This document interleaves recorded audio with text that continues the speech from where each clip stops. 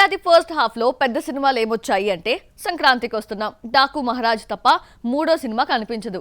ఈ ఏడాది లోటుని 2026 భర్తీ చేస్తూ ఫస్ట్ హాఫ్ లో క్రేజీ ప్రాజెక్ట్స్ క్యూ కడుతున్నాయి. అవేంటో చూద్దామా? 2026లో పాన్ ఇండియా మూవీస్ అన్ని ఒకేసారి రాకుండా విడతల వారీగా వస్తున్నాయి. సంక్రాంతి లోటును చిరంజీవి, సమ్మన్ను రామ్ చరణ్, అన్ సీజన్ జూన్ ను ఎన్టీఆర్ భర్తీ చేస్తున్నాడు. ఇంకా రెగ్యులర్ షూటింగ్ కు వెళ్లని చిరంజీవి, అనిల్ రావిపూడి మూవీ 2026 సంక్రాంతికి 600 వస్తుంది. ఇదే సీజన్ లో విజయ్ నటిస్తున్న చివరి సినిమా జయనాయగన్ రిలీజ్ అవుతోంది. ఇక సమ్మర్ మొదలవుతుందో లేదో రామ్ చరణ్ పెద్ది రంగంలోకి దిగుతాడు. సినిమాను మార్చి 27న రిలీజ్ చేస్తున్నట్టు ఆల్రెడీ ప్రకటించారు. 2 ఏళ్లుగా సరైన సమ్మర్ మూవీ లేని లోటును పెద్ది పూడ్చనుంది.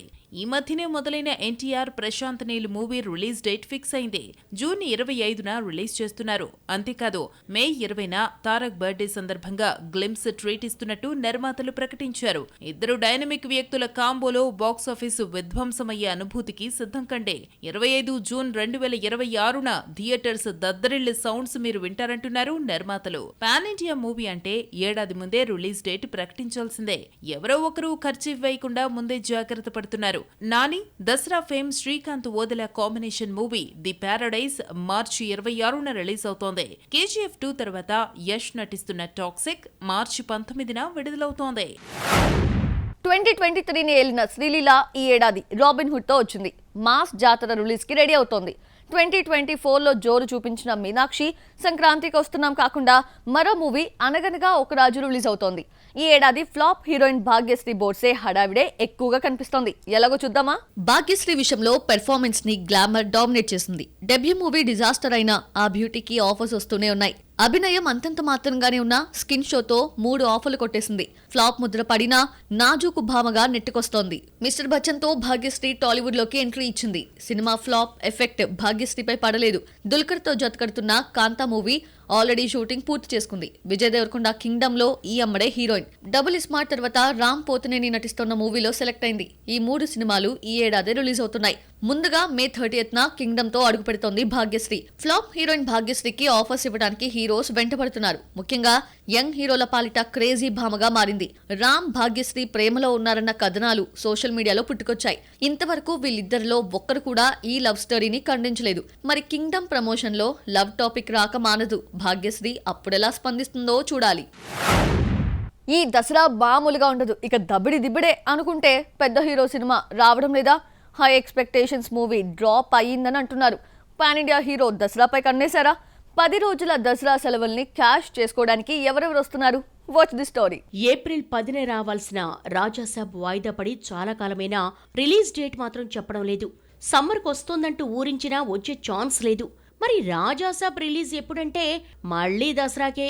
ప్రభాస్ మారుతి దర్శకత్వంలో రూపొందుతున్న హారర్ కామెడీ 2 ఏళ్లకు పైగా సెట్స్ పైనే ఉంది. రాజాసాబ్ దసరాకు వస్తోందంటూ ప్రచారం నడవడంతో ఈ పండక్కి రావాల్సిన అఖండ 2 రానట్టే లేక. ఎందుకో గాని ప్రభాస్ రాజాసాబ్ కు మెయిన్ ప్రిఫరెన్స్ ఇవ్వడం లేదు. రాజాసాబ్ షూటింగ్ అనుకున్న టైంలో ఎప్పుడూ జరగలేదు. చిన్నపాటి టాకీ పార్ట్ పాటలు తీస్తే రాజాసాబ్ షూటింగ్ పూర్తవుతుంది. దాదాపు పూర్తయిన రాజాసాబ్ను రిలీజ్ చేయడానికి దసరా తప్ప మరో డేట్ కనిపించడం లేదు. మే 2nd వీక్ లో టీజర్ రిలీజ్ తో పాటు విడుదల తేదీ ప్రకటిస్తారని తెలిసిందే. అఖండ 2 షూటింగ్ మొదలైందో లేదో సెప్టెంబర్ 25న రిలీజ్ అంటూ ప్రకటించారు. షూటింగ్ కూడా శరవేగంగా సాగుతోంది. ఎట్టి పరిస్థితుల్లో దసరా మిస్ కాకూడదన్న పట్టుదలతో షూటింగ్ చేస్తున్నారు. అయితే VFX వర్క్స్ ఎక్కువగా ఉండడంతో సెప్టెంబర్ నాటికి పూర్తి చేయడం కష్టమని చిత్ర యూనిట్ భావిస్తోంది. అఖండ 2 సెప్టెంబర్ 25న రాకపోతే ఇక సంక్రాంతికి అన్న ప్రచారం జరుగుతోంది. సంక్రాంతి రేసులో ఆల్రెడీ చిరంజీవి, అనిల్ రావిపూడి సినిమాతో పాటు విజయ్, జయనాయగన్ ఉన్నాయి.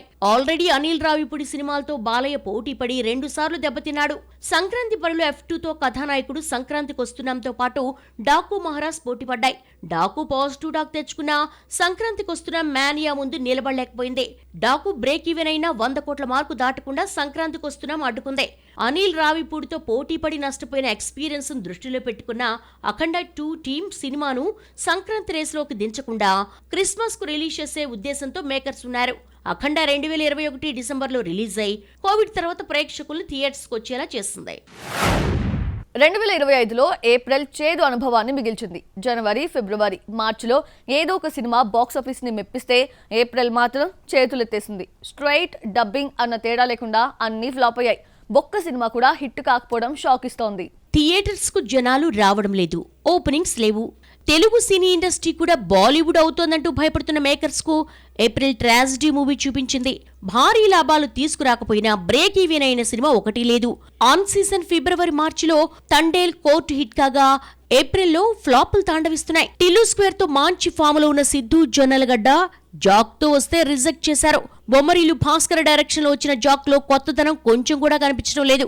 యాంకర్ ప్రదీప్ నటించిన అక్కడమ్మాయి ఇక్కడబ్బాయి సినిమా చలోను గుర్తు చేయడంతో పాటు మళ్లీ చూడడం ఇష్టం లేక పక్కన పెట్టేశారు. తమన్నా నటించిన లేడీ ఓరియంటెడ్ మూవీ ఓదెలా 2 గురించి నిర్మాత సంపత్ నంది గొప్పగా చెప్తే అదంతా సెల్ఫ్ డబ్బా అని తేలిపోయింది.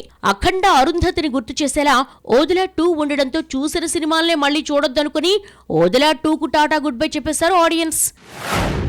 సినిమా హిట్ కావాలంటే అన్ని వర్గాల ఆడియన్స్ కి నచ్చాలి. సూపర్ హిట్ బ్లాక్ బస్టర్ అనిపించుకోవాలంటే యూత్ కి బాగా నచ్చాలి. ఈ యూత్ ప్రెజెంట్ ఐపీఎల్ మూడ్లో ఉన్నారు. ఈ మూడ్లో నుంచి బయటకు తీసుకొచ్చి థియేటర్స్ కి రప్పించేంత సీన్ ఒక్క మూవీకి లేకపోవడంతో హిట్ లేని నెలగా ఏప్రిల్ మిగిలిపోయింది. ప్రియదర్శి దర్శకుడు మోహన్ కృష్ణ ఇంద్రగంటి కాంబినేషన్ లో వచ్చిన సారంగపాణి జాతకం పర్వాలేదనిపించిన ప్రేక్షకుల్ని థియేటర్స్ కు రప్పించలేకపోయింది. ఇక డియర్ ఉమా, చౌర్య పాఠం, సంపూర్ణేష్ బాబు సోదరా వంటి సినిమాలు అడ్రస్లు గల్లంతయ్యాయి. డబ్బింగ్ మూవీస్ అయినా ఆదుకుంటాయనుకుంటే అది లేదు. గుడ్ బ్యాడ్ అగ్లీ ఓవరాల్ గా 220 కోట్లకు పైగా గ్రాస్ రాబట్టి తమిళంలో బ్రేక్ ఈవెన్ అయినా తెలుగు ఆడియన్స్ కు నచ్చలేదు. మోహన్ లాల్ తుడూరామ్కు పాజిటివ్ టాక్ వచ్చినా ఈ మూవీ వచ్చిన సంగతి చాలా మందికి తెలీదు. అర్థం లేని టైటిల్స్, పూర్ ప్రమోషన్ సినిమాను దెబ్బకొట్టింది. ఇలా సక్సెస్ లేని అరుదైన నెలగా ఏప్రిల్ మిగిలిపోయింది. తెలుగు సినిమాలో విలన్ కంటే హీరోయిన్స్ ని వెతకడం ఈజీ. నాయకుడికి ధీటుగా ప్రతి నాయకుడు కనిపించాలి, లేదంటే తేలిపోతారు. ఎవరిని పడితే వాళ్ళను విలన్ గా చూపించలేరు. కొత్తదనం కోసం వేరే లాంగ్వేజెస్ నుంచి విలన్స్ ని తీసుకొస్తున్నారు. పూరి జగన్నాథ్ తన కొత్త సినిమాలో విలన్ ఎక్కడి నుంచి తీసుకొచ్చారో చూద్దామా? కొన్నేళ్లుగా హిట్ లేని పూరి ఇస్మార్ట్ శంకర్ తో దారిలో పడ్డాడు అనుకుంటే లైగర్ డబుల్ స్మార్ట్ డిజాస్టర్స్ తో వెనుకపడిపోయాడు. తెలుగు హీరోల డేట్స్ దొరకని పరిస్థితుల్లో విజయ్ సేతుపతితో సినిమా తీయడానికి రెడీ అయ్యాడు. ఆల్రెడీ హీరోలో టబుని తీసుకున్నాడు. విలన్ గా కన్నడ ఇండస్ట్రీ నుంచి దునియా విజయ్ ను తీసుకున్నాడు. సోషల్ మీడియా వేదికగా ఫోటోని షేర్ చేశాడు పూరి. వీరసింహారెడ్డిలో విలన్ గా నటించిన దునియా విజయ్ కు 2 ఏళ్ల గ్యాప్ తర్వాత తెలుగు ఆఫర్ ని అందుకున్నాడు. బ్లాక్ బస్టర్ యానిమల్ కంటే ముందే హరిహర వీరమల్లు, కంగువలో నటించే ఛాన్స్ బాబీ డియోల్ కు వచ్చింది. యానిమల్ రిలీజ్ తర్వాత డాకులో నటించాడు. విజయ్ కొత్త సినిమా జయనాయగన్ లో విలన్ గా బాబీనే తీసుకున్నారు. యానిమల్, డాకు హిట్స్ తో ఫామ్ లో ఉన్న బాబీ 10 కోట్లకు పైగా డిమాండ్ చేస్తున్నాడు. ఓం రావుత్ డైరెక్ట్ చేసిన తానాజీలో సైఫ్ ప్రతినాయకుడు ఉదయ్ భన్సింగ్ రాథోడ్ గా క్రూరత్వం నిండిన పాత్రలో ప్రేక్షకులను అలరించారు. ఆదిపురుష్ లో రావణాసురుడి పాత్ర కోసం పెద్దగా వెతుక్కునే పని లేకుండా సైఫ్ నే సెలెక్ట్ చేశాడు ఓం రావుత్. ఆదిపురుష ఫ్లాప్ అయిన తెలుగులో నటించిన డెబ్యూ మూవీ దేవరా హిట్ అందుకోగా దేవరా 2 లైన్ లో ఉంది. హీరో ఎలివేట్ కావాలంటే విలన్ బలవంతుడై ఉండాలి. ప్రతి నాయకుడు ఎంత స్ట్రాంగ్ గా ఉంటే హీరోయిజం అంతగా రక్తి కడుతుంది. రాజమౌళి నేర్పిన ఈ సూత్రాన్ని స్టార్ డైరెక్టర్స్ తూచా తప్పకుండా పాటిస్తున్నారు. చెప్పడం సింపులే గానీ వీళ్ళని వెతకడం అంత ఈజీ కాదు. బాలీవుడ్ ముద్దుల వీరుడు తెలుగులోకి వచ్చేశాడు. అక్కడ అంతంత మాత్రంగానే ఆఫర్స్ వస్తుంటే తెలుగులో ఓజీతో పాటు గూఢచారి సీక్వెల్ G2లోనూ విలన్ గా సెలెక్ట్ అయ్యాడు. KGF 2లో విలన్ గా నటించిన అధీరా రోల్ సినిమాకు ప్లస్ కావడంతో పాటు మరిన్ని బంపర్ ఆఫర్స్ ని తీసుకొచ్చింది. ఆ తర్వాత లియో, డబుల్ స్మార్ట్ లో చూపించిన విలనిజం నచ్చకపోవడంతో ఆఫర్స్ తగ్గాయి. ప్రస్తుతం తెలుగులో నటించకపోయినా కన్నడలో 1, హిందీలో 2 సినిమాలు చేస్తున్నాడు సంజయ్ దత్. బాలీవుడ్ హీరో అర్జున్ రాంపాల్ భగవంత్ కేసరిలో నెగటివ్ రోల్లో మెప్పించాడు.